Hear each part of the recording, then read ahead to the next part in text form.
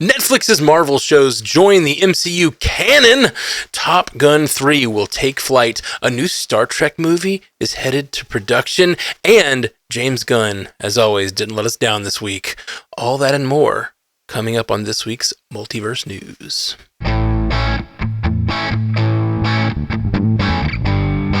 Welcome to Multiverse News, your source for information about all your favorite fictional universes. My name is Matthew Carroll, and it's going to be quite an interesting evening here on Multiverse News. On the panel tonight, we have J. Scotty St. Clair. What's going on, J. Scotty?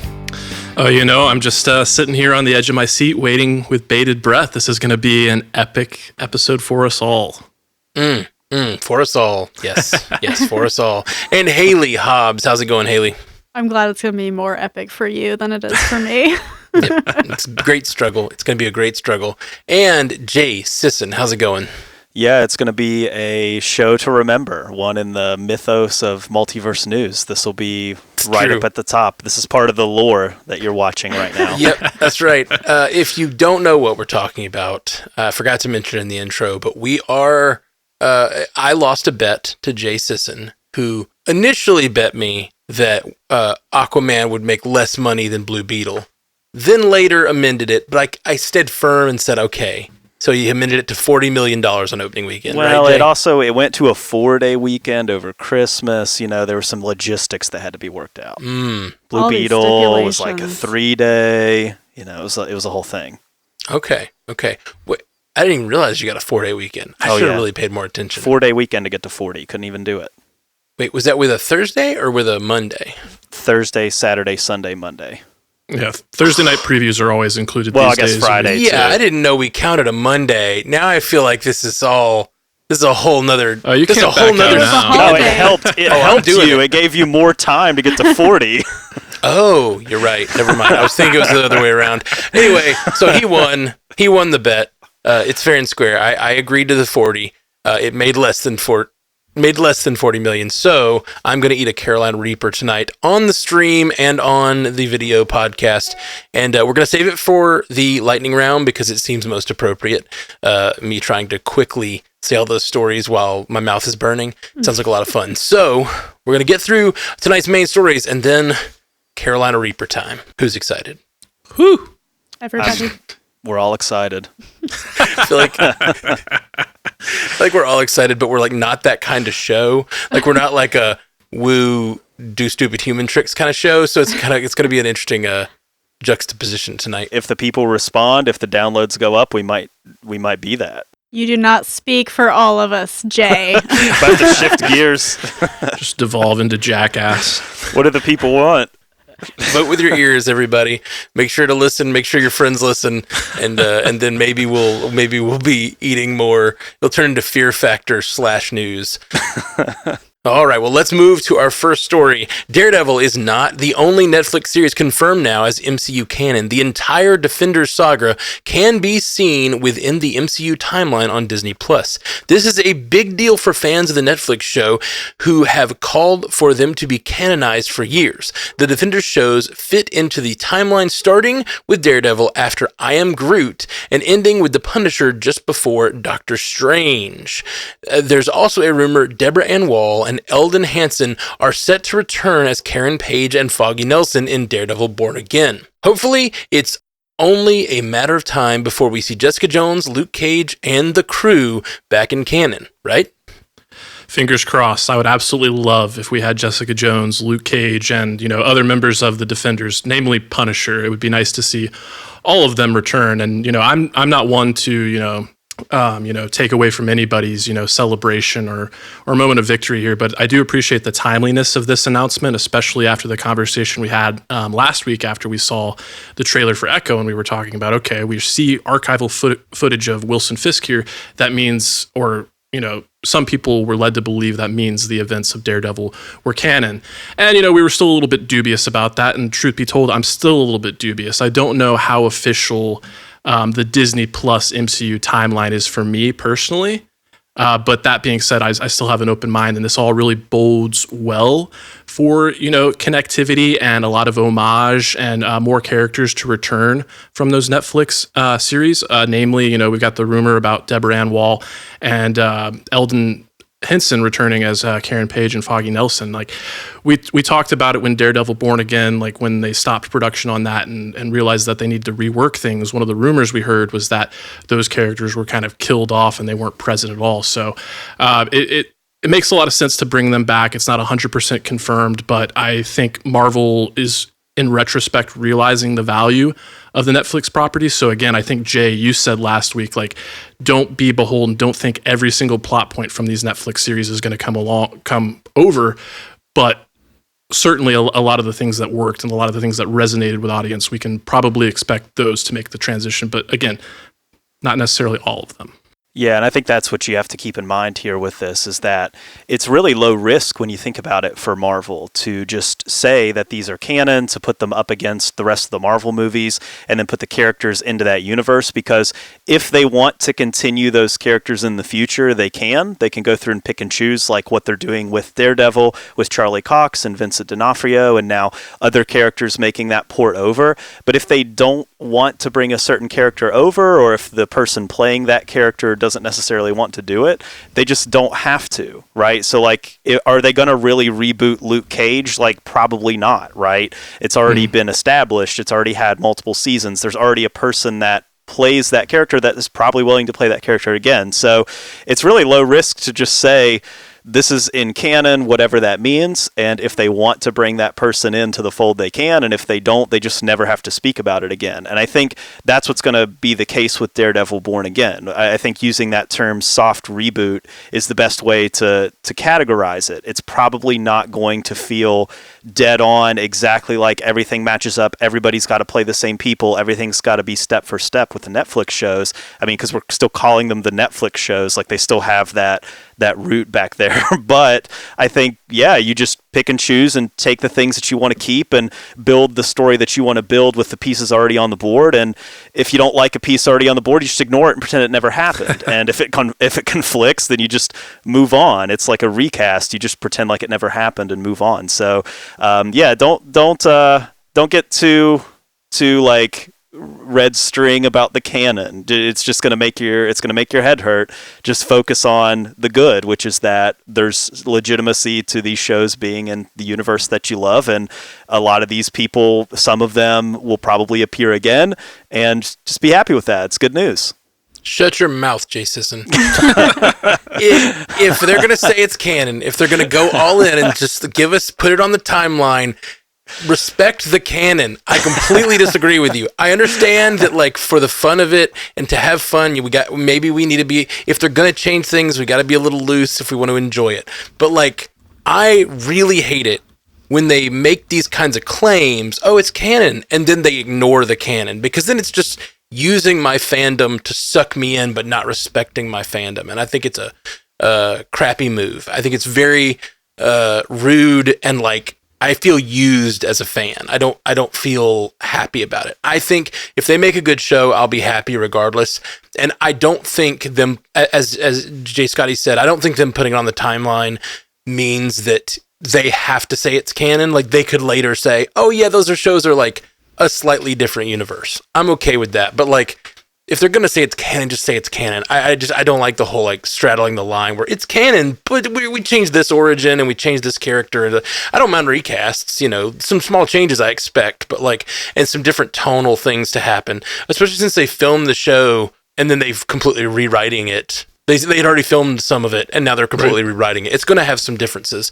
So I'm okay with that. I just don't like the whole, I hate the word soft reboot, because I'm like, just reboot or respect the canon. Those are the options. Anything in the middle is really shitty, in my opinion. I do wonder what the point is of bringing them into the MCU timeline when you could just not recast the actors, cast the same actors in the new MCU stuff, like they started to do with Charlie Cox as Daredevil. It doesn't really bother me one way or the other at this point. I can kind of, like you said, Matt, ignore them and kind of pretend that they're in their own space, just like I do when I watch Agents of S.H.I.E.L.D. But they clearly wanted to capitalize on the popularity of the actors and those characters, but why not just continue to use them? I don't know. Seems like the Marvel Spotlight effect, right? I mean, they opened that conversation with the Marvel Spotlight, and Echo is under Marvel Studios and it's MCU, but it's Marvel Spotlight, which is kind of a different thing, but it's not, but it is. It's like kind of that weird middle ground, and it seems like other series are going to be in that too, that there's going to be some series that are going to get the Marvel Studios banner, and there's going to be some series that get the Spotlight banner, and we're just going to have to figure out what all that means, I guess, because no one's just going to tell us straight up. Yeah, I'm hoping that all the Spotlight banner means is smaller stories that are less essential. That doesn't mean they're not canon. That doesn't mean they don't respect the canon that has come before. It just means there's smaller stories that are they're not required watching. I mean, I think when Kevin Feige came out a couple years ago and said, no, you have to watch all the Disney Plus shows to understand all the movies. Unfortunately, a lot of the casual fans fell off of Marvel because they're like, there's just too much to follow. And I think they're going back to a time where they could make 4 movies a year that are very connected, and then they could have these shows on TV that the diehards are following every week and watching and lapping up. I just hope they do a little better job. I don't really want I want what they did 7 years ago, but I want them to not abandon it at some point. That's what makes it makes me mad that they abandoned Agents of S.H.I.E.L.D. I'm still upset about it. I like Agents of S.H.I.E.L.D. a lot, and I don't like that they were watch this show for 7 years and then just kind of find out that it fizzles out of canon at the end. It's a bummer. So keep them in canon, in my opinion. And there's easy ways to do that and just avoid talking about what's going on in the bigger story, avoid talking about exactly when things happen. That way it's kind of fuzzy, Anyway, up next, one of my favorite fictional universes, Trekkies will soon see their favorite franchise back on the big screen with director Toby Haynes on the bridge. Haynes recently directed several episodes of the Star Wars hit show Andor, with Seth Grahame-Smith writing and JJ Abrams Bad Robot producing. It has been 8 years since the last Star Trek movie, though this one is to take place decades before the 2009 Star Trek movie plot. Paramount has had recent success with Star Trek in television, streaming Strange New Worlds, Lower Decks, Picard, and Discovery. Though this prequel may not show the Chris Pine-led cast we're used to seeing, there are still plans to have a final movie with that crew in the future. We've had to live long and prosper for nearly a decade without a Star Trek film, so what's the excitement level now? And I guess I'll take this one because, Star Trek, and I understand that it's my thing. I'm excited. I think that the Andor tone on top of a Star Trek series would be a really, really good fit. And so I'm excited to see what they could bring to this world. And the fact that they're setting it at a different place in the canon that isn't exactly well explored is also exciting to me. So, I dig it. But I feel, and I've been feeling this way with a lot of the canons, there's so much Star Wars, there's so much Marvel, there's so much DC, there's so much Star Trek, that I'm a little overwhelmed with Star Trek right now. It's been coming out almost every week, kind of like Marvel for the last couple years. And so sometimes I would be more excited for the fact that there's a new movie after almost a decade gone if there hadn't been so much on TV lately. And so it's really, really, really good. Strange New Worlds is my favorite Star Trek show this year, and as I mentioned on our last episode last year. And I am pumped for a new movie. Going to the big screen is always cool. I just hope they do something interesting with it. I think the Chris Pine-led stuff is good, but it's not great. It doesn't do something new, and it doesn't push the franchise forward. And Star Trek's supposed to be all about the future and all about asking moral questions. And that was sort of, it was JJ Abrams-ified, which I like, but it's not my favorite stuff like other Star Trek is. So, yeah. I'm excited for a new take on it. I'm excited for another director and another team at the helm of this new movie. The story made me feel really old hearing that it's been 8 years since Star Trek Beyond. How dare you? How dare you make me feel that way? Sorry, Scotty. No, it's Time comes for us all, Scotty. That's right. But No, I liked what I heard here as well. I'm not super familiar with Toby Haynes. It sounds like he kind of cut his teeth on Andor, but my takeaway is like we've seen creators make the transition from Star Wars or from Star Trek to Star Wars. Like JJ was on record saying like, yeah, I made a Star Trek movie, but my dream was always to make a Star Wars movie. So I have to imagine with Toby Haynes like working on Andor, which was like critically one of the best, TV series of recent years, like genre or not. It was just really, really well received, and the writing was, one of the standouts there. So for him to be on this like uptick career trajectory wise, and for him to make the transition from Star Wars to Star Trek and bring those sensibilities from, Andor, I think that makes a lot of sense, because as much as I like those JJ movies, I think part of the reason we haven't seen one in so long is because they do have big budgets.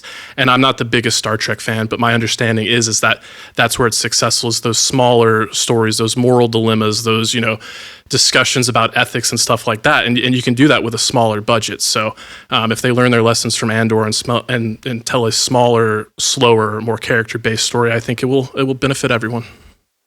Yeah, Toby Haynes directed my favorite episode of Andor, which was the one titled One Way Out. It was the one where they were in prison, and Andy Serkis was featured in it, and they were... Great episode. It was that episode. He directed that episode. Nice. So I think that's got to give you a lot of hope. I felt like that episode was very, very well done. It feels like a really good Star Trek episode, too. Yeah. Like, it feels that sort of a story has been told on Star Trek many times. Like, land on a planet, end up in a penal colony, and have to, like, figure out how to get out of it. Like, that feels like a Star Trek episode, and that excites me. Like, yeah. I just want Star Trek to feel like Star Trek again, and I think Strange New Worlds is finally capturing that. I've liked everything they've done, but nothing has felt like Star Trek in the way that Strange New Worlds has. And so I'm excited to see if they can capture that in the movies again, because it's been a long time since the movies felt like Star Trek to me. Okay, up next, we keep talking about Tom Cruise, and now an even bigger announcement. A Top Gun 3 movie is officially in development to bring back that lovin' feelin'. Top Gun Maverick writer Ethan Kruger is already writing for the new installment, and sources report director Joe Kosinski will also be back to pilot the film. The news comes to us shortly after the partnership announced with Cruise and Warner Brothers Discovery. Top Gun Maverick raked in an astounding $1.5 billion in 2022, and Cruise looks like he's willing to continue the legacy with a third film. Who's excited to strap back in for an exciting dogfight? I am, because I loved Top Gun Maverick so much, and so did a lot of people around the world, clearly. And I don't blame Tom Cruise for wanting to go back to that well and, put his flight suit back on and get back into the helm with it. But I wonder if he'll do something similar where it's like we're moving on from the story of Top Gun Maverick, and it's going to be set in the same world, but just a different cast of characters again. Like, I wouldn't hate that. I kind of love that we're getting new people. There's only been 2 movies, but it'd be cool if we got more new people in the third film. I don't want a continuation of the storyline in Top Gun Maverick, because these aren't the kinds of movies that lend themselves to that. So hopefully he's not trying to make a verse out of it. But I think it was like one of my favorite movies of 2022. And I know that he didn't initially get all the box office reaction he wanted. And I think it was just still the theaters were recovering from COVID and stuff like that. So when this comes out, it'll be really interesting to see if it super explodes, because we're more in a climate of the world where people are willing to go to the movie theaters, or if it's going to kind of do the same thing and slowly rake in that $1.5 billion. Hear me out. Plot for Top Gun 3. There's some sort of catastrophe, and he needs to reach out to his long-lost twin brother, Ethan Hunt. I would so be here for it. And the Bingers Assemble episodes we'll have. That's like the end of Split or whatever, where it connected. So it's like, yeah. Yes. Exactly. It makes way too much sense to make this movie. I mean, it made over $1 billion. It's got the fan base there. People loved it. And the U.S. military, I think this is so fascinating that the U.S. military loves Top Gun because they can use it as a recruiting tool. And so they just let them have whatever they want. They're like, you want a fighter jet? You want to be on an aircraft carrier? You want, like, bigger the better. Like, they just let them have all the equipment that they could possibly want to make these movies. So just from like a budget standpoint, and then the profit that you're going to make from the movie, it's just like, why wouldn't you? It's it's the one of the most least surprising things I've ever seen, that you would make a third Top Gun after what the second one did. That's a huge benefit to like saving the cost on special effects and stuff. If you can just do all the things and you're provided all the resources, it's crazy. The timing of this announcement is also not lost on me, as like Tom Cruise is currently courting Warner Brothers, and the, Warner Brothers Discovery Paramount merger is, being discussed and potentially on the horizon there. This seems like, potentially an effort to maybe sweeten the deal on Warner Brothers side. Or I don't know. I have to think about that a little bit more before I can get into the nitty gritty about who that benefits the most. But I'm just thinking about Tom Cruise, and like he's got Dead Reckoning Part 2, which is going to be titled something different, but that's currently filming. Now he's got this underway. Like, how is he going to have time in his schedule to make apparently all these original movies that he's going to do for Warner Brothers? Makes me wonder. But thinking about Scotty, he's a robot, so he can do that. That's true. I should never underestimate him. You're 100% right. But yeah, thinking about Top Gun Maverick, the original, Top Gun is an iconic film, like obviously so emblematic of the 80s. I love it, but that being said, I can acknowledge its shortcomings in terms of like plot. It was very much more of a vibe than it was like a story. And then Top Gun Maverick was able to like really like, tap into the nostalgia, but also deliver on that character front. So I thought it, exceeded the original in that regard. So thinking about the sequel to Maverick, I wonder, like you guys, I think about plots and stuff like that, and like, what is the title going to be? Maverick was so good. Like, are they going to go with something generic like Legacy or what? And I thought about International, and I rolled my eyes at first because I thought about Men in Black International. But then when I thought about it more, I was like, ooh, I actually like Top Gun International, because if we bring in like other air forces, and like Top Gun has always been about being the best of the best in our country, but what if we open that up to, other countries? That could be a pretty cool way to take it. And from what I understand, the only cast members we know that are returning are Glenn Powell and Miles Teller, which is really great for me. I love both of those guys. Glenn Powell especially. I want to see him get more and more work and more opportunities. So yeah, this sounds good.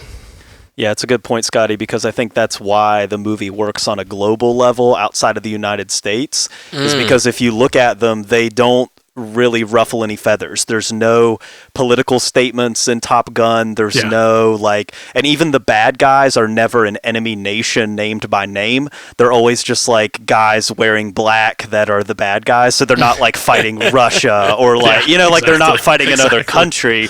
So they never make waves. It's just you can just go see it no matter where you are in the world. Oh, that's the bad guy. He's wearing black, and we're the good guys. Like, explosions, planes. Let's do this. So it has a global appeal. It's not just a United States appeal. Right. Absolutely. And I wonder if they would do something like that, where, a lot of it was like, who's going to be the top gun or whatever, who's like the best in the class in that first one and in the second one even.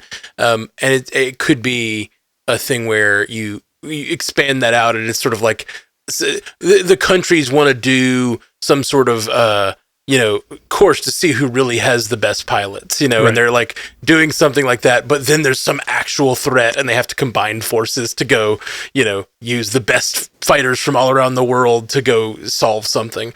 That sounds absolutely like a plot I would think they would go for. And you've got Ethan Hunt hanging off the side of the plane. That's right, hanging off the side. Oh man. And then you've got another Ethan Hunt driving a motorcycle straight into a hangar. Yes. It's the Matrix. All right, last up in our main stories, before we get to the lightning round with Carolina Reaper on the side, rumors are flying that DC Studios will begin their search for a Supergirl actress soon. In the mix for frontrunners, we have Millie Aycock of House of the Dragon, Amelia Jones from Coda and Lock and Key, and Meg Donnelly of the Zombies franchise and DC Animation, where she plays Supergirl. James Gunn and Peter Safran announced the Supergirl Woman of Tomorrow movie in 2022 based on the comics by Tom King. Since James didn't leave us high and dry this week, let's discuss. Who of these actresses have your vote, or is there someone else you'd like to see? Yeah, usually these short lists that get reported by the trades are pretty much dead on, usually, that the 3 that they report that are reading, it's usually going to be one of those 3. Tell that to Fantastic Four.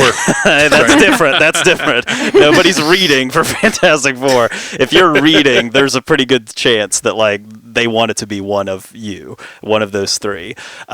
Looking at this, I thought there were a couple interesting things to come out of this. This news broke, and one of the things that was talked about a lot online is that it never really got trending, which is odd for like a superhero casting thing. Like whenever Superman Legacy shortlists came out and people were talking about David Corenswet and Nicholas Hoult and some of these people that were reading for Superman, that was a trending topic for a while on social media sites, but this didn't even crack the top 10. And it came out in a busy news week. There were politics, there were sports, there were other things going on.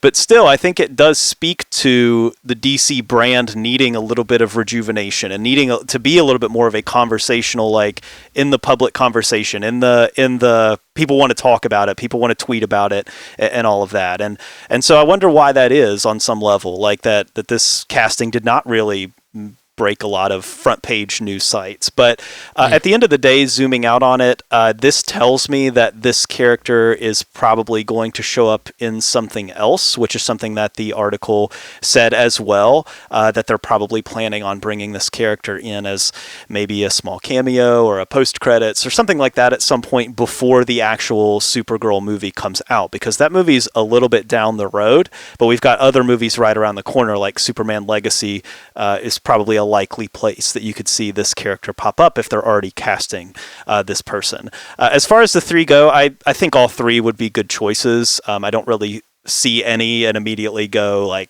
definitely not that person. I probably like Amelia Jones the best of the 3 just because I've seen her play a lot of different roles, but honestly I think all 3 are fine. I don't have a problem with any of them. But I do think the Sasha Calle conversation is interesting too. That's kind of off to the side, and I feel like it's sort of hanging over this a little bit because she played that character in The Flash, and I know that that's a different thing.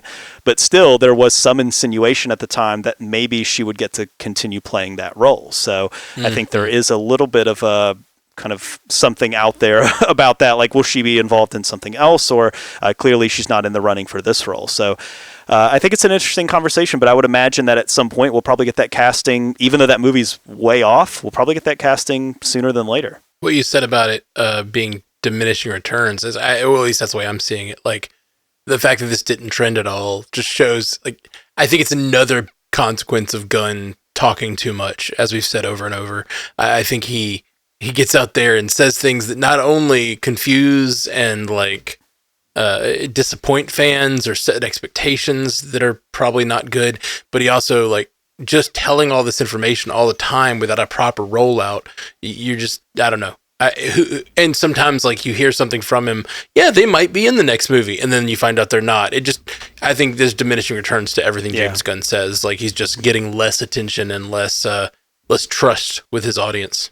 Yeah, I found the lack of trendability for this story, for lack of a better word there, interesting, because I didn't have that statistic, but I did notice that the conversation from my experience as like, a citizen of the internet, as I'm, making my rounds, be it on a YouTube comment section or social media or whatever, the conversation was dominated by a lot of like, hey, what about Sasha Calle? Which I think, is a shame. Obviously, she was great as Supergirl, and I'd love for her to get more opportunities down the road if that's the case. But right now, I do think we need to focus on having a clean break, new characters, just set our eyes to the future and Superman Legacy. And unfortunately for the other part of the conversation that I did hone in on is, I guess people are saying of the 3, unfortunately, I'm not familiar with any of their work, but I did look all of them up, and Jay, just based on looks alone, Amelia Jones was kind of the one that I was like, okay, they dye her hair blonde, I could really see it. Or if they keep her as a brunette and they kind of want to appease those people that like Sasha Calle, I could kind of see maybe she plays a version of that character. But my understanding is Meg Donnelly, she has voiced the character in DC animation. The general conversation is that's just kind of they're placating her and just kind of like, doing that to make people happy. They gave her a chance. They gave her a shot. She's not really seriously being considered, unfortunately, is what I hear anyway. That would be quite a cool transition to hear about. Like, this person's been in DC animation as Supergirl, and they're getting their chance to do it in live action. That'd be really neat. Yeah, sometimes it does open up other opportunities too. Like Nicholas Hoult read for Clark Kent. He read for Superman, and he ended up not getting that part, but it piqued the interest enough, seemingly, of James Gunn to say, well, we got Lex Luthor to cast, and you would be great in that role. So it can open up other conversations. I do think it does feel out of order, though, because they're talking about casting this person, and there has not been an announced director for this Supergirl Woman of Tomorrow movie yet. So I think that's an interesting side plot too. Like, you're gonna have to serve this up to a director and say, we want you to make this movie. It's in a universe, and we already have your lead picked out. It's just a piece of the conversation you're sort of potentially taking away from somebody, which seems like James Gunn has good working relationships with the people that he wants to direct, but still it seems like you'd want to be in on those conversations if you're directing this movie. Absolutely. Well, I guess we're going to take a quick break, and when we get back, we're going to do our Spotify poll. I'm going to eat a Carolina Reaper, and then we're going to do our lightning round. Lots of fun stories coming up. We'll be right back after this. Welcome back to Multiverse News. I hope you're all doing well. I'm not about to be. Before we get to the Carolina Reaper of it all, let's talk about our Spotify poll from last week. I was not here. I was gone. We had to do Echo last week on the Marvel Cinematic Universe podcast. We were podcasting every night. We were right here on Twitch, actually. So you guys asked the people, who was your favorite celebrity to meet? Great question. And I love this first one we have in our reactions here. Will Malik said, I met Jack Nicholson at a urinal at Dodger Stadium 10 years ago. I'll never forget the last words I heard him say. You got a good Nicholson? Scotty? Anybody? I can try. I can't promise. Well, I had to piss like a racehorse. I love it. Okay. Well, I can't get it. He kind of does that little raspy, low speak. Gotta breathe a lot too. A little breathy. I'm not gonna hurt you. I'm just gonna bash your brains in. It's getting better as it goes. Like the more you do it, the better it gets. You gotta workshop it. Yeah. He's warming up. So he apparently said, "Well, I had to piss like a racehorse," which is pretty great way. I feel like it's a perfect interaction with Jack Nicholson. Oh, it's the most Jack Nicholson story you could have, I feel. Yeah, it really is. And he said, no, he did not wash his hands. Not to blow up Jack Nicholson's spot, but maybe he would have had some Purell. Maybe he had a little bit of Purell on him. Isaiah Roseboom says, definitely Keanu Reeves. I've heard nothing but nice things about that man. Oh yeah, he's the golden boy of the internet. I mean, he's always in videos like making people's wishes come true and showing up at comic shops and being like greeting kids, and I mean, he could do no wrong. Yeah. Keanu Reeves was also mentioned by Daniela Forrest. Said that Keanu Reeves during his John Wick 4 movie premiere. That's cool. How were you at the John Wick 4 movie premiere? Where was the invite? Yeah, how'd you get that invite? Like, we need to hear that whole story. That's awesome. Jason Oschenbrand, I think I'm saying that right. Actually, I have no idea. Said Matt. Matt who? Does he mean me? That was my assumption, was that he meant you. I'm saying Matt Damon. Yeah. Thank you, Haley. You think? Well, I just assumed he'd mean one of the hosts if he's using a first name only, because I don't know if there's a famous Matt that has like the title Matt. But either way, expound, Jason. I don't know who you mean. If you mean me, remind me where, because I've only met a few listeners. If we're being real, like I've only met a few. I've met like some of the hosts of the shows, but I've only met like maybe 5 or 6 listeners ever. Crazy. Coy says, I saw Dante Bosco's panel at a con. He plays Zuko in Last Airbender. Yeah. It was amazing, highly enjoyable. He had a jean jacket with a bunch of designs on it, including the blue spirit's mask on his back. I don't know enough about that show to know what that means. Prince Zuko is a fan favorite. So sweet. I'm excited about the live action version. I hope it captures it in a way that can communicate the love of that show to me. RP Collins 1991 says, I drank and or ate with Will Holland of Arrow, Funny Man from Hollywood Undead Vocalists, or the Hollywood Undead vocalist, and John Moyer, a Disturbed's guitarist. All great people who spent time to get to know me, and all meets were unplanned. That's really cool. That's a lot of random unplanned meets. Yeah. Or do you live in Vancouver or something? Yeah, I feel like I always, I work in Atlanta a lot these days, playing shows and stuff. And now that Marvel's over there, I'm always hoping I'll bump into somebody. Like when I go out to whatever bars and restaurants, I'm always like, maybe, anybody? It's only a matter of time. Oh, yeah. That's going to happen someday. Someday. RJ says Gerard Way from My Chemical Romance. I thought that was a pretty cool one, too, because not only is he known for My Chemical Romance, but he's also a comic book creator. He works on DC's Young Animal imprint. Didn't he have a hand in Umbrella Academy? Didn't he make that too? Yeah, I think he's created or co-created. He's involved somehow, I think. That's awesome. I love My Chemical Romance. Like, I know that other people think it's a cheesy band, and I just love it so much. I love that band. Sonny Tetris says, I sat in the front row speech for the governor of Nebraska at work. That's former governor of Nebraska. Former governor of Nebraska. That's key information. That's very key information. Former governor. Grazie second says Steve Carell. That's cool. I think that's a really cool one to meet. He seems like he'd be nice. Super Kodu says didn't meet them, but seeing the rock band Skillet in concert. That's cool. I've seen them in concert. They were good. They were really good. That was many, many moons ago. Okay. Well, so is the show over now? Is this the end? He's like, do we have 10 more Spotify poll answers? Y'all said we didn't have to read all the Spotify poll answers, but I felt compelled to do so. I noticed. All right, my friends. Well, it's time. You guys know what the lightning round. I'm gonna eat the Reaper now. Here we go. For those about to cry, we salute you. Cheers. Oh my God, there it is. Oh, you really? Why did I chew it so much? You really went. You went for it. Yeah. I thought you were gonna nibble it like a squirrel. That's a lot of chewing. That's a lot of chewing. I'm chewing it. But you just went. I heard balls deep crunch. Yeah. Oh. All right. Here we go. You guys know the rules of the lightning round. This is where I'm going to say another story, and you have to claim the story with your name by yelling out your name, and then you get to respond to that story. And you get one response for the entirety of the lightning round. Don't touch your eyes. Don't touch your eyes. Okay, starting to just an update on the Carolina Reaper. My mouth is burning.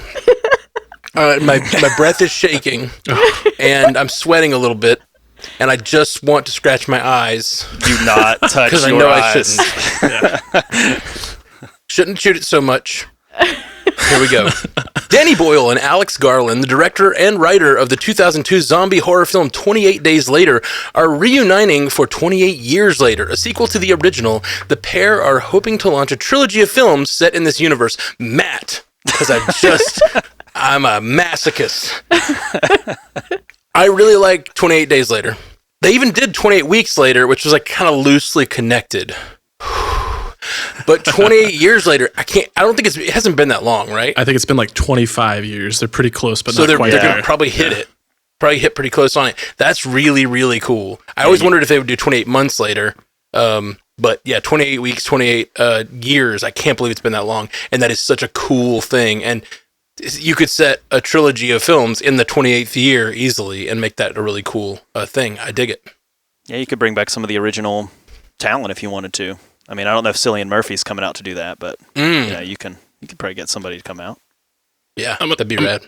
I'm going to do an early rebuttal and provide a PSA to remind you not to touch your eyes. And then I'm also going to we're going to be addressing a number of horror stories this week. So I want to encourage everybody, go check out Bill and Ashley's Terror Theater if you want, more insight into some of these stories that we're going to be discussing, because I know they always hit the news whenever they do their reviews and the movies that they're talking about over there too. So check them out. Yes, absolutely. Bill and Ashley's Terror Theater. You can find the links at strandedpanda.com. Or just search it in whatever podcaster you're listening to this. It's hard to talk. Game of Thrones creators David Benioff and Dan Weiss opened up for the first time about their canceled Star Wars movie in the cover story for last week's Hollywood Reporter, stating that the concept for the film dealt with the rise of the first Jedi and how the Jedi Order came to be. Haley, it's interesting that they were going to do this, and now it's basically what James Mangold's film is going to be. The Dawn of the Jedi, I think, is what he's doing. And I did like the part where they said they were annoyed at Rian Johnson for calling his movie The Last Jedi because they were going to do The First Jedi. Oh, man. That's cool. Okay. When I started reading the story, tiny butt, I was so hoping it was going to be David Benioff and Dan Weiss open up for the first time about what they were doing when they ended Game of Thrones. Like, what were you thinking? Like, I want them to open up and tell me about their thought process. Because they were like, but Star Wars, you guys, Star Wars. They were thinking too much about that Star Wars movie. I think that's what Kathleen Kennedy wanted too. Yeah. Yep. The Last of Us Season 2 has cast Beef star Young Mazzino as Jesse. The series is expected to start production soon. Isabel Merced has also been cast as Dina. Jay, these seem like good castings to me. These are really important characters from The Last of Us 2, and I think will play some pretty pivotal roles in this upcoming season. I will say that Isabella Merced's agent deserves a raise. She is going to be in this series. She's also going to be Hawk Girl in the DCU. Oh, yeah. So you're going to be seeing a lot of her in the coming years here in some franchises. I thought you said hot girl, and I was like, that's so random. And why do you know that, Jay? It's a little known character, Hot Girl. It's like Hot Girl 1, Hot Girl 2. Like, Yeah. Yeah. I will say I'm not familiar with Young Manzino, but, Jay, you've talked about how great Beef is, so I definitely want to go back and check it out. But if anybody does want to check out any previous work from Isabella Merced, you can go check out the Dora the Explorer live action movie they did. And believe me, I didn't have any expectations for this whatsoever, but the trailer was so good. And it is actually one of those rare exceptions where it's super meta. It knows what it is. It's fun for kids and adults. And I actually it's pretty throwaway, but it's, if you need, a movie just to check out with like the kids or the older kids or something like that, I'd highly recommend it. Barbie and Shang-Chi star Simu Liu will host the 2024 People's Choice Awards, which will air live on NBC, E! And Peacock on February 18th. Haley, I love Simu so much, and he came out swinging and got all the Swifties on his side by saying that there would be no Taylor Swift jokes in his monologue, because he's smart. That is clever. It's really clever. I feel like I'm not. I was going to say, I'm kind of impressed by You're how really well you're handling it extremely well. There's a little left. Wow. Well, there were a lot of seeds. There were a lot of seeds in there. This one's going to be rougher. oh no. You ever heard the story of Icarus, how he flew too close to the sun? Oh, my wings is melting.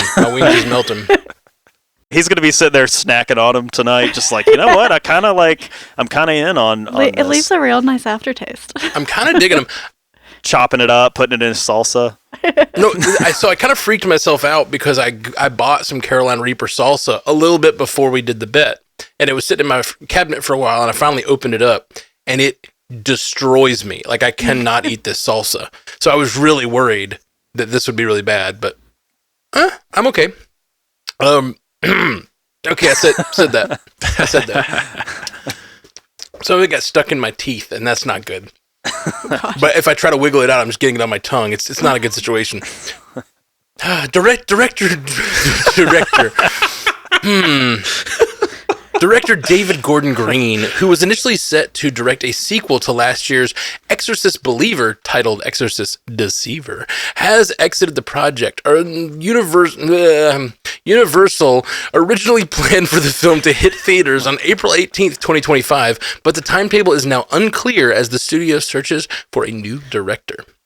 Scotty, I think this is the right move for everybody involved. I did see Exorcist Believer, and it wasn't terrible, but it just wasn't great. And David Gordon Green, I feel like in the realm of horror, it's been diminishing returns. He had the Halloween soft reboot trilogy there that just like one after the other, the movies were just worse and worse and worse. And David Gordon Green is actually a guy who kind of like got his start in comedy. So I would actually like to see him like take a break from horror, kind of go back to his roots, try some different things. Like he's got Righteous Gemstones to work on. I would actually really like, I think about potential stuff for him to work on. Like if he could pair up with James Gunn and work on like a Booster Gold series with Jody Hill and, some of the guys he's used to working with, I think that'd be great. And then, as far as this like Exorcist trilogy goes, I don't even really need them to find a replacement director.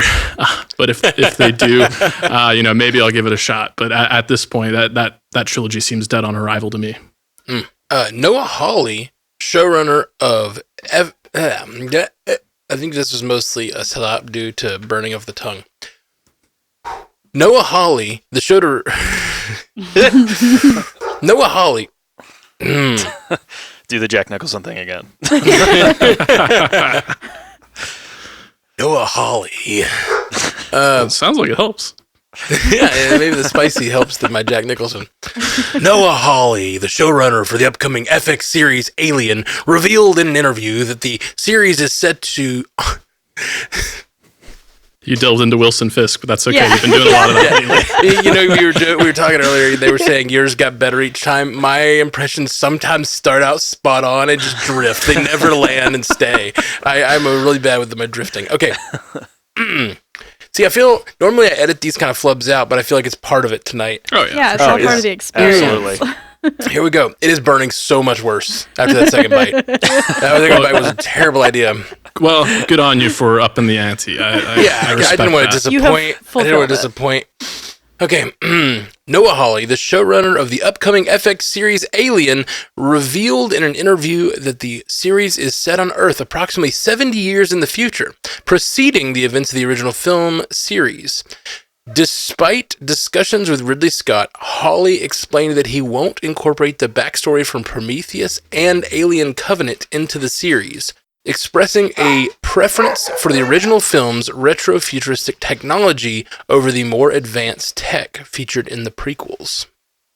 Scotty, yeah, you mentioned Noah Hawley. You're going to get a response from me. Mm-hmm. All of this sounds really great, and we've actually been talking a lot about soft reboots on this episode, and this kind of sounds the same to me. We're ignoring the events of Prometheus and Alien Covenant, which, those movies were fine to me. I like Prometheus a little bit more, but Ridley Scott's a really interesting filmmaker because he's made like a number of like iconic films like Alien, like Blade Runner, Gladiator, and I can't really think of any other director really comes to mind that has such like an up and down like filmography. Like he's had some that just don't land, but I do think him taking a break from the Alien franchise and letting some other creatives like Noah Hawley especially, like we've seen it with all 5 seasons of Fargo. He did it on Legion, like this talking about a return to like retro futuristic technology, especially with some of like the production design we saw on Legion. That really excites me. But also on the other side of the Alien franchise, we currently have Fede Alvarez working on a film that's like independent from what Ridley Scott was doing on Prometheus and Alien Covenant as well. So I'm really excited for the future of the Alien franchise, and it sounds like Ridley Scott's on board. He's cooperating with Noah Hawley. He's cooperating with Fede Alvarez. So I think everybody wins here. Yeah, I got to jump in and just say Fargo is so good. Like, yeah.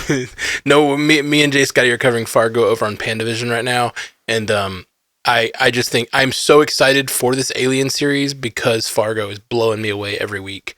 And so I am really, really excited for anything he wants to do in the future. You know me, I don't like soft reboats. Reboats. It was reboats. I said reboats. Okay. You can't get it stuck in your teeth. You got to get it moving. If it's stuck in your teeth, it's not a good thing. I don't like soft reboots, but like I trust Noah Hawley so much. Like I don't care what he's gonna do. I can justify anything he's doing with headcanon and make it happen. I'm down. I'm really excited for this. For sure.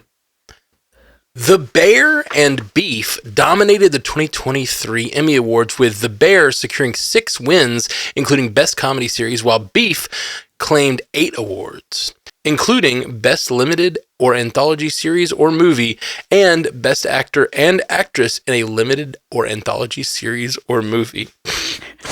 Haley. Yeah. It burned so much. Oh, burn. That story burned. The shows that you mentioned have been kind of scooping all the awards in all the award shows lately, including Critics' Choice and Emmys, which were both yesterday or recently. It's crazy how many award shows there actually are. And then for the film side, Oppenheimer, Killers, The Holdovers actually did really well at Critics' Choice, which Scotty and I are fans of The Holdovers, so go check that out. But it's going to be really interesting leading up to the Oscars. Mostly it's been about the same spread, but some of the acting categories have been changing it up here and there, so it's anyone's game still. Tiny butt. I watched The Bear this week, the whole series. Because it's not that long. A lot of the episodes are less than 30 minutes, and it's only 20 episodes, so it breezes through. Jessica Mai just said in the chat, I'm really trying to give The Bear a shot, but it's stressing me the F out. And I agree with her. Yes. I don't think it's a comedy. Like it said, best comedy. Yeah. It's funny. There are funny moments, but it's comedy in the midst of terrible stress and drama and grief and like all kinds of stuff the show deals with. It's a great show. I don't know why it won Best Comedy, though. It's really, really, really great. It's always been listed as a comedy, and all the clips I see are of people screaming at each other. So I don't know why either, but I guess in their eyes it is. Yeah, definitely not a comedy, as a Waterfall Angel agrees with me.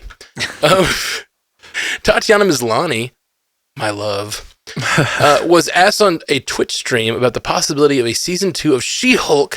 Maslany replied, I don't think so. I think we blew our budget, and Disney was like, no thanks.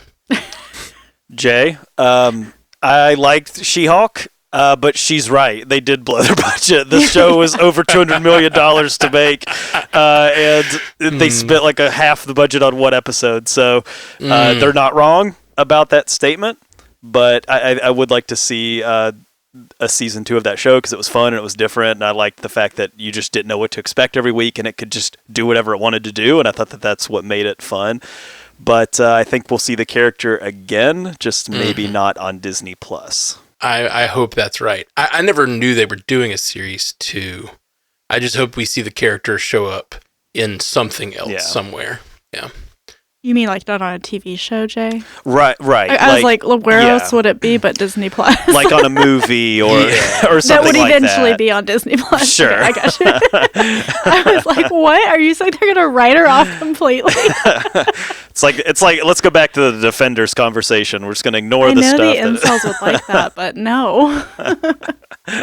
Lawrence Fishburne has joined the cast of Season 4 of The Witcher in the role of Regis, a fan-favorite character from The Witcher books and games. Scotty, I have not read the Witcher books, but I have played the Witcher 3 game, and I do not recognize the character of Regis, so I will just have to, trust that he is truly a fan favorite. And, Lawrence Fishburne, he brings a lot of gravitas and a lot of credibility with him. He has appeared in so many of our favorite franchises. I think it's a good move for The Witcher, especially considering that 4th season is going to be the first without Henry Cavill. It's going to have Liam Hemsworth in the role, so I think they need to do everything they can to kind of bolster him with a pretty talented cast. Rumor has it Lucasfilm may be looking to give the what if treatment to Star Wars. Haley, I like this idea as long as they actually just do what if things instead of making it some kind of connected thing like Marvel did in their What If series, which I just didn't really like about this season. But there could be really some cool stories, not just what if so-and-so fell to the dark side or the light side. There's like some minutia within Star Wars that would be fun to see a what if this situation was slightly different that I would be down for. Scotty with a rebuttal.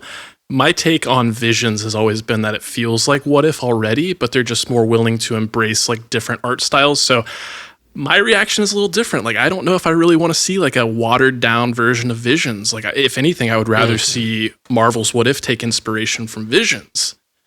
But I have it has to be based on viewership numbers here, and I can understand how being connected to the Marvel Cinematic Universe and having a consistent visual style might appeal to a broader audience. Whereas an animation fan like me, like we relish having the opportunity to have 8 different studios all play in this playground that we love so much. Yeah, absolutely. Comic book writer Jason Aaron announced on Instagram he will be writing a new Teenage Mutant Ninja Turtles comic series during the 40th anniversary of the characters. Haley. Jason Aaron is best known for his Thor work over at Marvel. He created the character of Jane Foster, the Mighty Thor.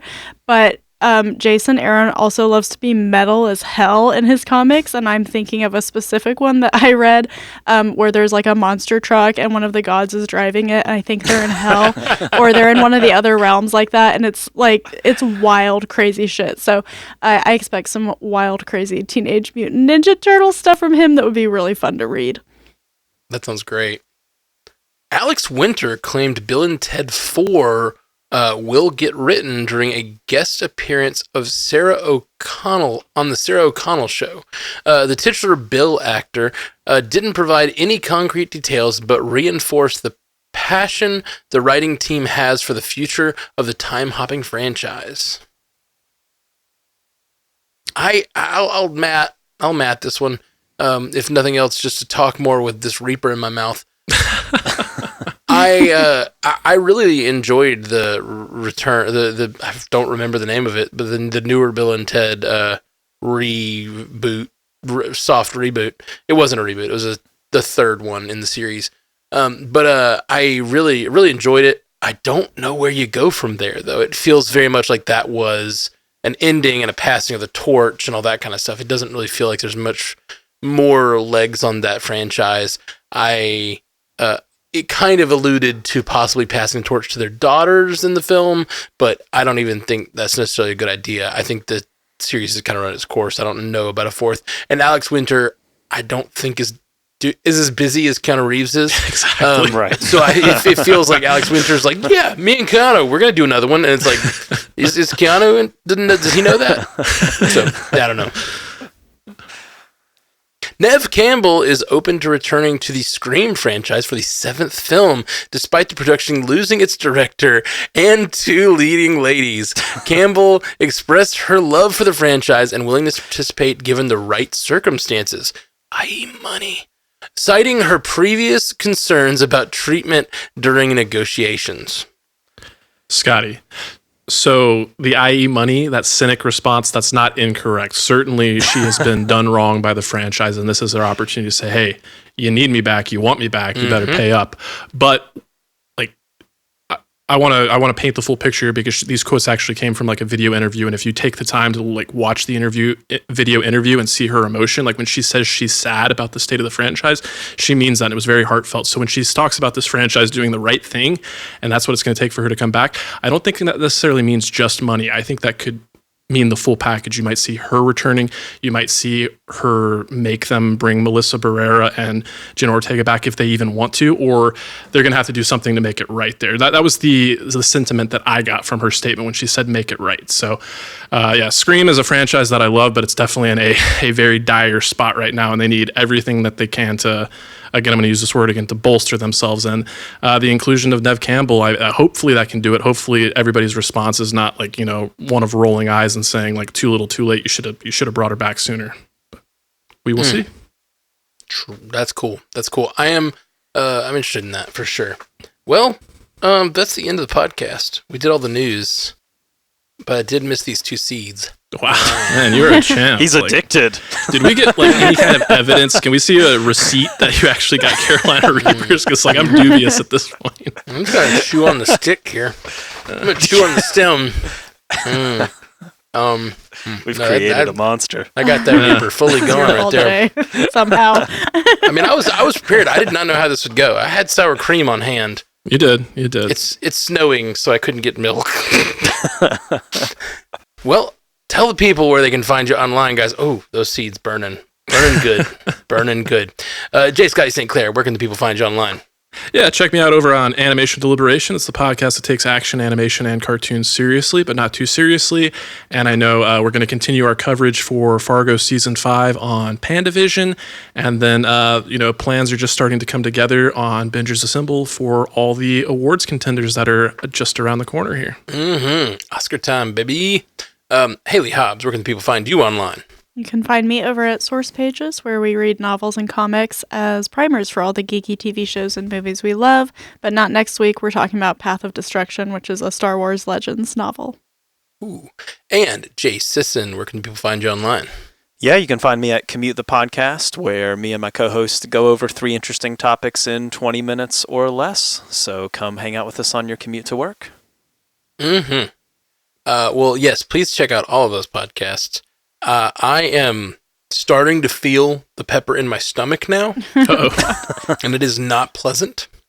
It's worse than the mouth, I think. I'm starting to feel tightness, it's going to be a problem. This is going to be rough tonight.